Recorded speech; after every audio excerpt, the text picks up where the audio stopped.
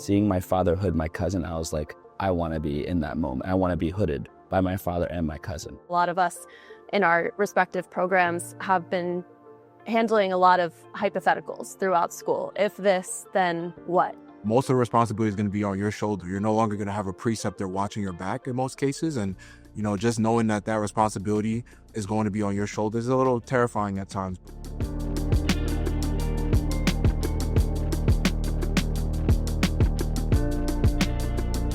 Greetings, I'm Dr. Roger Ward, Provost and Executive Vice President here at the University of Maryland, Baltimore. Today, I'm here with 7 remarkable students from the class of 2025, each one representing one of the distinguished schools that make up UMB. This is more than just a conversation. It is a moment to pause, reflect, and look forward to life after graduation. Welcome, and on behalf of myself, President Gerald, the deans, and our vice presidents, congratulations on getting to this very, very important milestone. I very much look forward to our conversation today. Hi, I'm Aishwarya Venkatraman Kulkarni. I'm graduating with an MS in Human Genetics and Genomic Medicine from the School of Graduate Studies. I'm a physician on my way to becoming a physician scientist. And my question for you today is, how should we navigate the first few years after graduation in terms of 1, setting meaningful career goals, 2, defining success, and finally, pursuing both personal and professional growth?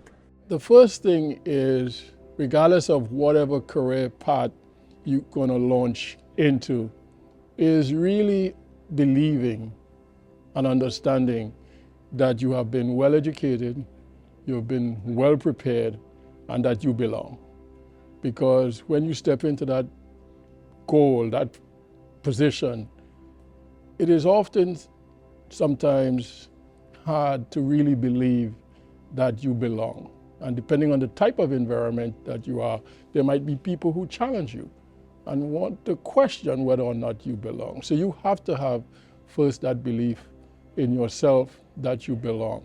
You obviously have to recognize that the learning environment where you were educated, where you were trained, is going to be different from the actual working environment. So just maintain an open mind and identify those people in your profession who appear to have success, who are having success, and ask them, approach them to serve as your mentors. You will find that people are always very happy and willing to mentor and share their own experiences with people who are now entering the profession and looking to become successful themselves. Thank you so much. My name is Kian Manish. I'm the D4 class president, and I'm in the dental school, and I'm going into general dentistry. And my question is, as we prepare to launch our careers after graduation, what strategies do you recommend for navigating the rapidly changing professional landscape to seize new opportunities while addressing challenges like technological advancements or evolving industry expectations? The first realization that you need to embrace is that your learning is just starting. Even though you're graduating, it's not the end. You're just starting to learn. And in order for you to continue to be relevant, to be successful, to have success and develop all the necessary competencies you will need to keep up, you have to continue to be a lifelong learner. Thank you. Thanks for having me. My name is Donald Dalewis. I'm part of the School of Medicine, and I'm heading into anesthesiology residency. Some of us are heading into residency, some of us are heading into the workforce. If you were in our shoes, what do you wish you knew? I wish I had realized a lot sooner how important self-care is to professional success. As we start these new journeys, as we launch into our careers, even while we're being educated and being trained, we're so focused on accomplishing the goal, in your case, the goal to graduate, and now to launch your career, that you tend to sacrifice a lot as it relates to you personally.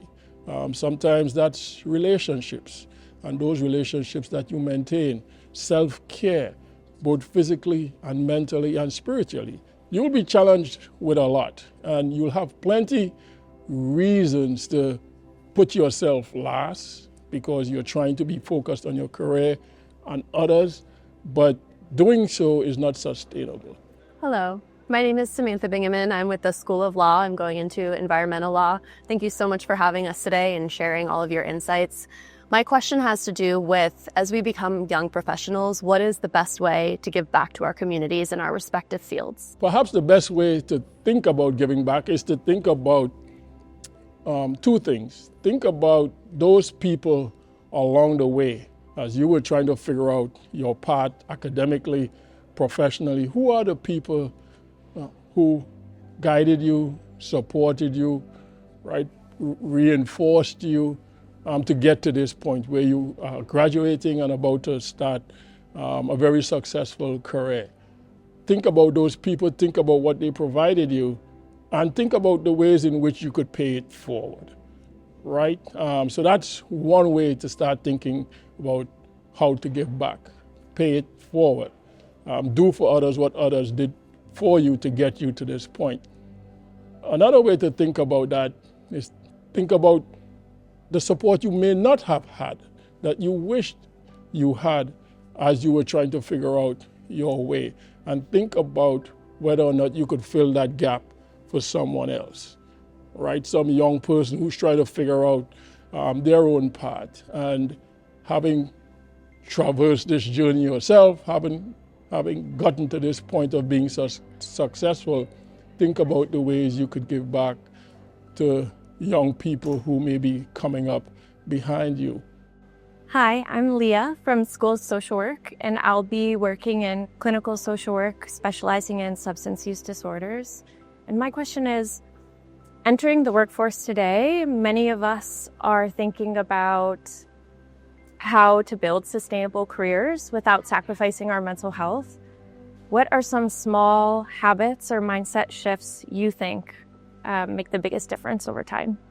Stephen Covey has a book, The 7 Habits of Highly Effective People. I might recommend that to you.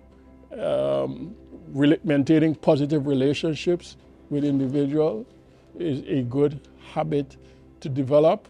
And another very good habit, and in fact it's the 7th habit, speaks to self-renewal. That's physically, mentally, spiritually. You have got to renew yourself in each of those domains if you're going to be successful. My name is Lotana. I am a 4th-year student at the School of Pharmacy, and I will be pursuing a pharmacy residency at Montefiore Medical Center in the Bronx, New York. Thank you for taking your time out to speak with us today. My question to you is, how did you personally manage the pressures of leadership and life outside of work? And what strategies would you recommend to new professionals trying to find that same balance? Behind every good leader, frankly, is a good team. And so no good leader does it by him or herself. So as you aspire into leadership, the first thing you should strive to do is first be a good teammate, right? What does that look like? Supporting your supervisor and making sure that he or she has what they need from you to be successful in their role. Think about what it means to be a good teammate to the people who work alongside you. Think about what it means to be a good teammate and leader to the people who may eventually report to you. So oftentimes when people think of leadership, they look at the person that's in the leadership position and think, well, that's where the focus is. But if you look at any good leader, and if you speak to any good leader, they'll tell you they are only as good as the team that they have around them. And a really good leader does more than just finding the people with the skill and competencies to fill in the gaps that we may lack. Having put that team together, you have to then trust and rely on the team. What is the point of having a good team around you if you're not going to listen, if you're not going to allow them to do what they do, if you're not going to allow them to utilize the skills that they bring to the table? So as you're thinking about your own leadership journey, think first about being a good teammate, and then when you find yourself in that leadership position, make sure that you're surrounding yourself with people who could support you and that you are in turn are supporting them. Hi, Dr. Ward. My name's Rebecca Romano, and I'm from the School of Nursing and the Master of Science in Nursing Clinical Nurse Leader program. And my question for you today is, will you please share your recommendations for us as alumni to remain connected with the UMB community following graduation?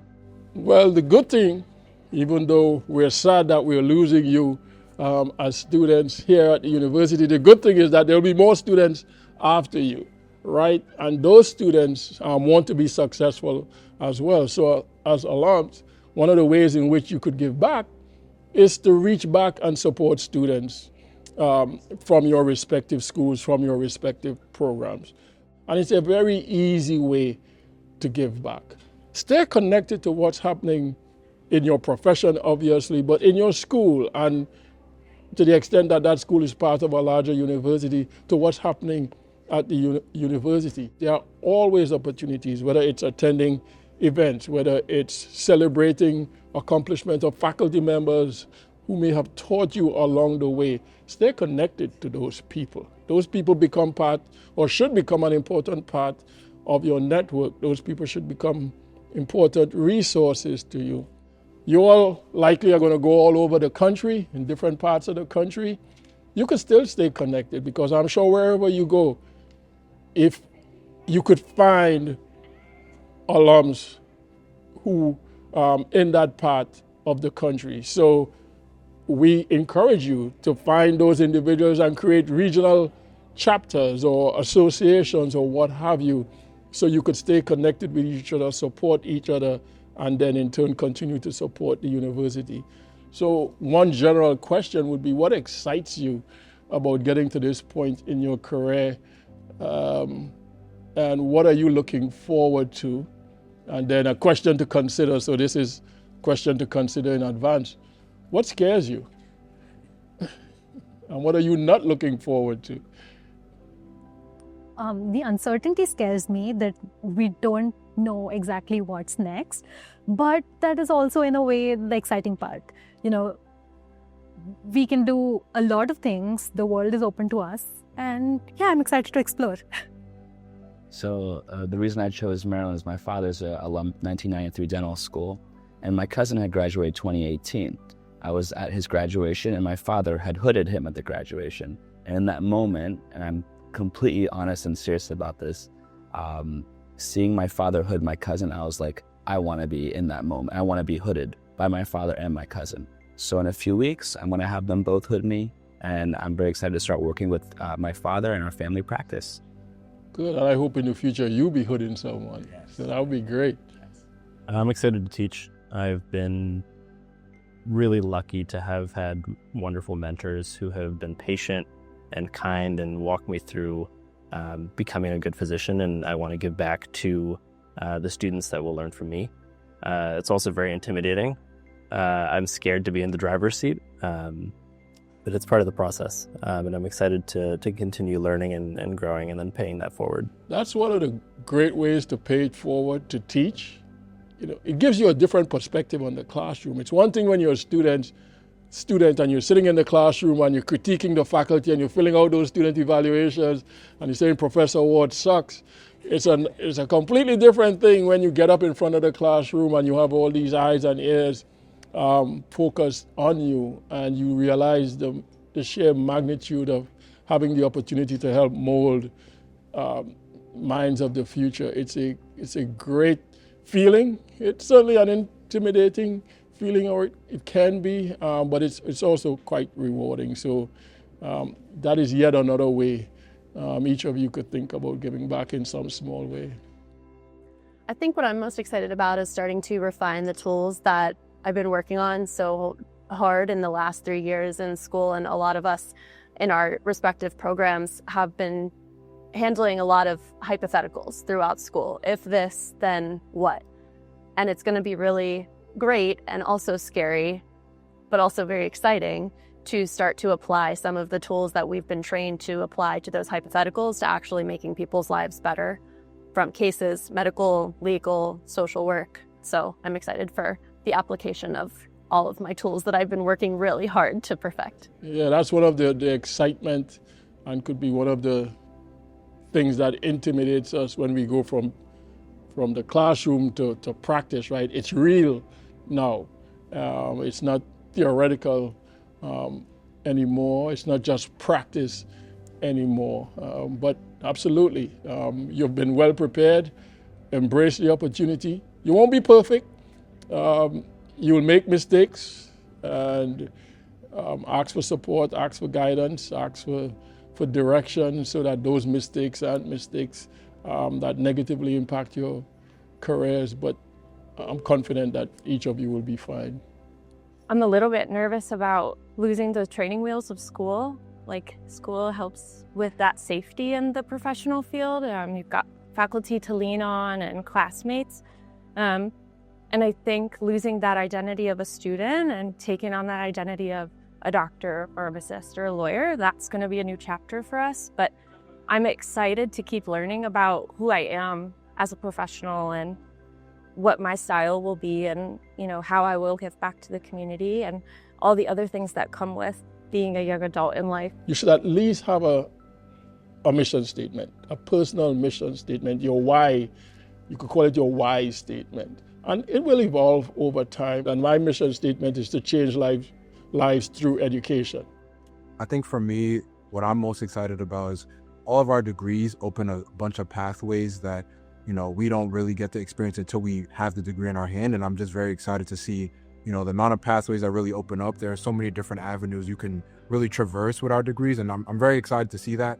But in terms of one thing I'm very afraid of, it's kind of already been mentioned, is about the responsibility that goes on your shoulder. Like, as a pharmacist, verifying the right prescription, making sure it's the right prescription for the right patient, or whether it's the law system and making sure that you're picking up the right cases that make the most sense, or even as from a physician standpoint, just making the right diagnosis. Like, most of the responsibility is going to be on your shoulder. You're no longer going to have a preceptor watching your back in most cases. And, just knowing that responsibility is going to be on your shoulders is a little terrifying at times. But I think at the same time, it's a little exciting knowing that you're now being able to apply the education that you were afforded here at this institution and applying it to the real world and helping people in the real world as well. Yeah, fortunately, the professions each of you are going into comes with it an awesome responsibility. And I say fortunately because we need your professions, right? And yes, you have a lot of responsibility on your shoulders. So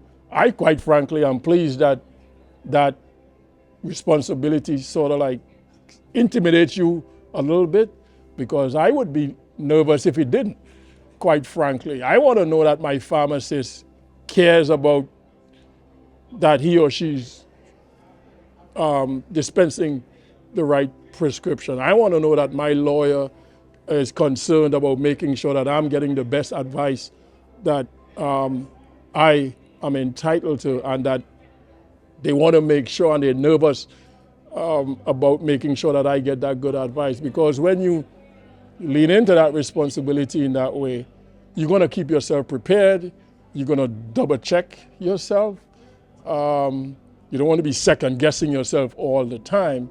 But over time, again, with everything else, with practice, your confidence is going to grow. Hi, for me personally, what I'm most excited about after graduation is, as a nurse, just taking care of patients. To me, it's truly a privilege to facilitate their healing, and I'm just so ready to dive into clinical practice. I like the word privilege.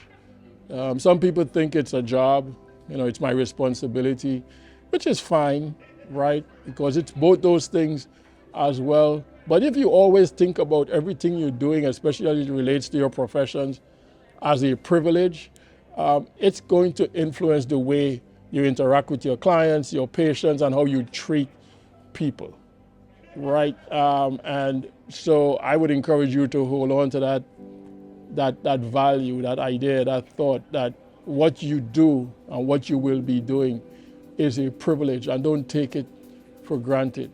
Thank you all again for, giving us the opportunity here to guide your academic journey over the years you've been with us. Congratulations at getting to this point. We wish you nothing but the very best. We have every confidence that you will be very, very successful, and we hope that you will be regular contributors to the university community here in whatever ways you can. And we look forward to hearing about your remarkable, remarkable careers in the years to come. So thank you and congratulations.